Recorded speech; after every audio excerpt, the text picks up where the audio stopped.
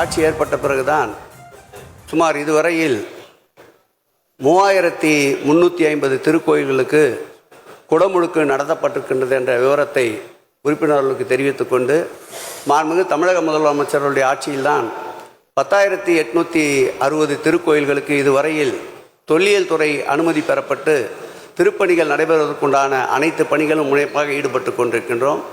முதலமைச்சர் அவர்கள் எங்களுக்கு இருக்கின்ற உத்தரவு 2025ஆம் ஆண்டுக்குள் குறைந்தபட்சம் 5000 திருக்கோயிலுக்காவது குடமுழுக்கு நடத்த வேண்டும் என்று உத்தரவிட்டிருக்கின்றார்.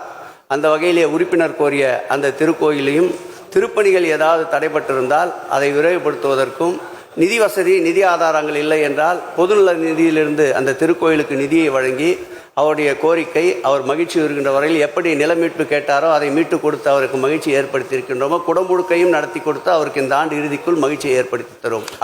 அடுத்த ஆண்டு இறுதி பொறுத்தளவில் கிட்டத்தட்ட 63 பணிகள், அந்த 63 பணிகளில் 40 பணிகள் உபயதாரர்களால் மேற்கொள்ளப்பட்டு வருகின்றன.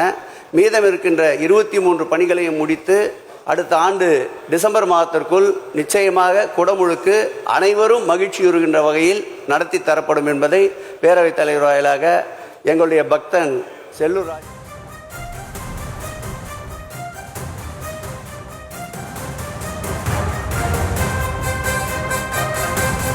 அடுத்த ஆண்டு டிசம்பருக்குள் மதுரை மீனாட்சி அம்மன் கோவில் குடமுழுக்கு நடைபெறும் என்று அறநிலையத்துறை அமைச்சர் சேகர்பாபு தெரிவித்த காட்சிகளை பார்த்தோம். விவரங்களை தர இருக்கிறார் செய்தியாளர் பாரி கார்த்திக். வணக்கம் பாரி கார்த்திக், இது தொடர்பான விவரங்கள். வணக்கம். வெகுநாள் மதுரை மக்களுடைய கோரிக்கையாக இருக்கக்கூடிய மதுரை மீனாட்சி அம்மன் கோவிலின் குடமுழுக்கு எப்போது என்ற கேள்வியை சட்டமன்ற உறுப்பினர் செல்லூர் ராஜு முன்வைத்தார். சட்டப்பேரவையில் அதற்கு பதிலளித்த அமைச்சர் சேகர்பாபு, வருகின்ற 2025 டிசம்பர் மாதத்திற்குள் குடமுழுக்கு விழாக்கள் முடிவடையும் என்றும் தெரிவித்திருக்கிறார். மேலும் தற்போது நடைபெறக்கூடிய 63 பணிகளில் ஒரு குடமுழுக்கு நடைபெறக்கூடிய 63 பணிகளில் 43 பணி உபயதாரர்கள் மூலமாக தற்போது நடைபெற்று வருகிறது என்றும், அரசு சார்பில் 20 பணிகள் மீதம் இருக்கிறது என்றும், அதுவும் தொடர்ச்சியாக நடைபெற்று வருகிறது என்றும், வருகின்ற டிசம்பர் 2025 டிசம்பருக்குள் இந்த பணிகள் முடிவெற்று கோயிலுடைய குடமுழுக்கு மிக சிறப்பாக நடைபெறும் என்றும் தற்போது சட்டப்பேரவையில் அமைச்சர் சேகர்பாபு தெரிவித்திருக்கிறார்.